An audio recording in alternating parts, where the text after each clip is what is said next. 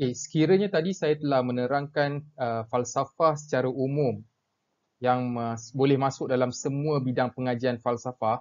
Jadi sekarang saya hendak menceritakan tentang CTU 552, falsafah dan isu semasa dalam silibus yang ada di UiTM. Silibus CTU 552 secara latar belakangnya ialah kursus yang dibuat untuk menggantikan CTU 555 dan CTU 553. CTU 555 ialah sejarah Malaysia dan CTU 553 ialah hubungan etnik. Jadi yang nak dimaksud dengan falsafah dalam CTU 552 ialah falsafah yang boleh menghasilkan insan yang berfikir dengan pemahaman yang baik bagaimana ia dapat kembali berkhidmat kepada kebahagiaan kesejahteraan negara, sejarah Malaysia dan juga hubungan etnik. Jadi inilah yang nak dimaksudkan dengan pembinaan modul falsafah dan isu semasa. Jadi kembali kepada slide kita, kursus falsafah dan isu semasa ini merangkumi hubungan ilmu falsafah dengan falsafah pendidikan negara dan rukun negara. Sebagaimana yang saya sebut tadi, menerusi pendidikan, kita ni lah belajar di universiti, kita hendak menyampaikan falsafah pendidikan negara, iaitu kita nak menjadikan, mewujudkan rakyat yang berpendidikan, beradab, berakhlak murni, menerusi pendidikan negara dan juga kita ingin mewujudkan warga yang bertanggungjawab, yang memupuk kesejahteraan dan keamanan menerusi rukun negara. Tetapi pemahaman terhadap pendidikan dan rukun negara ini bukan lagi diperolehi menerusi pengajian sejarah. Kita ikut je, terima je sejarah yang lepas tu kita ikut je. Tidak. Tetapi kali ini dalam pengajian CTU 552 kita memberi maklumat dan kita menyediakan peluang untuk para pelajar berfikir. Kita menunjukkan cara berfikir yang betul, mengapa perlu kita beradab. Daripada kita terpaksa untuk beradab, kenapa kena ikut kod moral ni saja, tetapi kita secara sukarela berfikir mengapa beradab itu baik dan kita perlu beradab. Mengapa rukun negara itu baik dan kita perlu menghormati dan menghargai rukun negara. Bukan lagi mentaati, mengikut secara membuta tuli.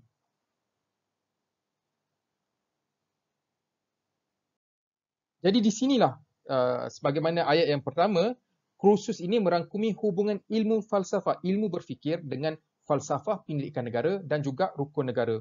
Keduanya, kita nak menggunakan falsafah sebagai alat untuk memurnikan budaya pemikiran. Dalam kursus ini, saudara-saudari akan diperkenalkan kepada kaedah-kaedah berfikir yang ada, yang telah disusun, yang telah difikirkan oleh ilmuwan-ilmuwan falsafah untuk kita ikut. Kita tahu, oh inilah cara berfikir yang betul dan kita tidak lagi menggunakan logik yang salah. Boleh bayang tak? Kita bayangkan ada setengah orang dia bawa kereta, kemudian dilanggar traffic light tanpa rasa bersalah. Tetapi orang yang sama, bila dia bawa kereta, tiba-tiba ada orang langgar traffic light, dia boleh marah pula. Jadi macam mana cara fikir? Caranya macam tak sama. Giliran dia boleh, giliran orang tak boleh. Jadi menerusi falsafah kita akan ni sebagai satu contoh lah, menerusi falsafah kita dapat memikirkan atau menetapkan cara berfikir yang sebenarnya lebih selamat dan boleh menghasilkan keputusan yang baik untuk kesejahteraan dan kebahagiaan. Baik, perkara ketiga, topik utama dalam falsafah. Dalam pengajian falsafah ni kita akan belajar epistemologi, metafizik dan etika. Ini adalah istilah-istilah yang kita akan temu dalam falsafah ni dan kemudiannya dikaitkan dengan isu semasa. Untuk pengenalan secara laju-laju, epistemologi ialah macam mana kita nak tahu apa yang kita tahu tu adalah benar. Kalau kita dapat maklumat di internet, di WhatsApp, di Telegram ataupun di Instagram ataupun di Twitter, macam mana kita nak tahu maklumat tu adalah benar? Macam mana kita nak mengesahkan maklumat itu benar? Apakah autoriti orang yang beritahu tu? Oh, saya tahu tentang COVID-19 hari ini ada 500 kes daripada Kementerian Kesihatan Malaysia. So kita boleh kata maklumat ni benar. Tapi tiba-tiba ada yang sebelah daripada grup sebelah kata bukan, yang sebenarnya kerajaan Malaysia ni tak nak sampaikan maklumat yang sebenar, dia tutup. Sebenarnya kes lebih banyak daripada tu, ada 1000 kes. Jadi macam mana kita nak tahu bahawa kita kena percaya pada KKM dan kita bukan percaya kepada individu tersebut? Ini secara umumnya saya nak gambarkan apakah itu epistemologi, iaitu tentang macam mana kita tahu bahawa apa yang kita tahu itu adalah benar. Apakah dia hierarki peringkat-peringkat autoriti untuk menerima sesuatu perkhabaran, sesuatu maklumat untuk diterima sebagai benar. Metafizik pula ialah kita nak mengetahui pengetahuan kita tentang alam ni bukan setakat melalui logik kita saja. Saya bagi contoh yang paling mudah. Manusia ni, insan, kita ada roh. Semua kita percaya bahawa kita ada roh. Tetapi sains sampai hari ini tidak dapat lagi membuktikan kewujudan roh. Sains juga tidak dapat menjelaskan lagi secara detail apakah itu contohnya mimpi. Sains tidak boleh menghidupkan orang yang telah mati. Walaupun ada usaha atau cerita-cerita saintifik seperti Frankenstein dan sebagainya. Jadi roh dia mempunyai pengetahuan ataupun dimensi yang lain, yang mana kita boleh mengetahui tentang alam fizikal kita melalui akal, tetapi alam metafizik, beyond fizik, yang melepasi fizik yang luar ni, ianya diketahui menerusi ilmu yang disampaikan melalui alam roh, yang mana ianya akan kita detailkan. Dan juga perkara ketiga ialah perkara etika, iaitulah tentang perkara baik dan buruk, bagaimana kita mengetahui perkara itu baik dan buruk dalam isu semasa. Dan penekanan diberikan kepada falsafah sebagai asas bagi menjalin dialog antara budaya serta memupuk nilai sepunya. Nilai sepunya ialah nilai universal. Inilah yang dimaksudkan dengan CTU 552 sebagai gantian daripada CTU 553 dan 555, hubungan etnik dan juga sejarah Malaysia. Menerusi falsafah, kita dapat tahu apa itu apa baik dan buruk, apakah nilai-nilai baik dan buruk yang dikongsi bersama oleh etnik-etnik, agama-agama dan juga ideologi-ideologi falsafah yang lain, yang mana kita boleh memupuk kebersamaan ataupun kita boleh bertoleransi terhadap perbezaan-perbezaan yang wujud. Dan di akhir proses ini, kita mengharapkan bahawa para pelajar melihat disiplin-disiplin ilmu sebagai satu badan ilmu yang satu. Walaupun saudara-saudari mungkin belajar account, saudara-saudari mungkin belajar hotel management, ataupun saudara-saudari mungkin belajar fizik, engineering, computer science dan sebagainya, sebenarnya ilmu ni falsafahnya, bawahnya ataupun esensnya adalah sama.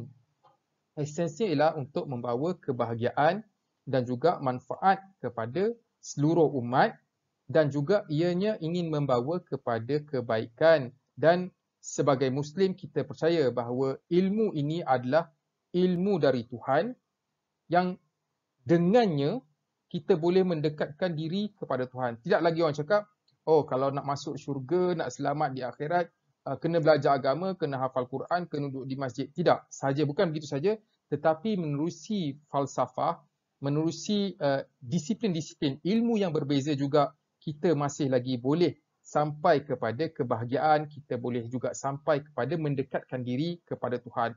Melalui bidang ekonomi misalnya, kita memajukan ekonomi umat, kita menyebabkan menimbulkan prosperity, kemewahan, sehingga kita boleh membasmi kefakiran, kita boleh membantu orang-orang yang miskin, kita boleh membantu negara-negara yang susah.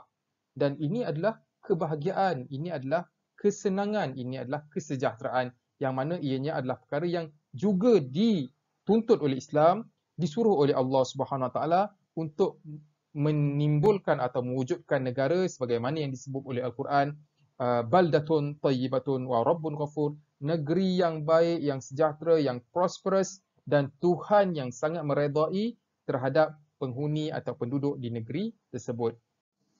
Setelah saudara-saudari mempelajari falsafah dan isu semasa CTU 552 atau semasa saudara-saudari mempelajari CTU 552 falsafah dan isu semasa, diharapkan para pelajar dapat yang pertama sekali menjelaskan isu semasa berasaskan ilmu falsafah, falsafah pendidikan negara dan rukun negara. Juga kita mengharapkan hasil daripada pelajaran tersebut, para pelajar dapat menerangkan isu semasa berdasarkan aliran pemikiran utama dalam pelbagai aliran falsafah. Contohnya, kita ada isu-isu ekonomi ataupun isu pendatang asing. Apakah pandangan Islam berkenaan dengan pendatang asing? Apa pandangan falsafah komunis tentang pendatang asing? Apa pandangan falsafah kapitalis tentang pendatang asing tanpa izin? Dan perkara ketiga, kita dapat menghuraikan atau para pelajar dapat menghuraikan isu semasa melalui perspektif perbandingan falsafah. Kita dapat bandingkan dalam isu tersebut, pandangan Islam adalah demikian, pandangan bukan Islam adalah begini pula, pandangan falsafah contohnya modernism adalah sebegini dan sebegitu. Dan ini dapat dijadikan asas bagi menjalin dialog antara budaya untuk memupuk kesefahaman, memupuk suasana berdialog untuk mencapai kesepakatan dan juga natijah yang baik untuk kesejahteraan negara.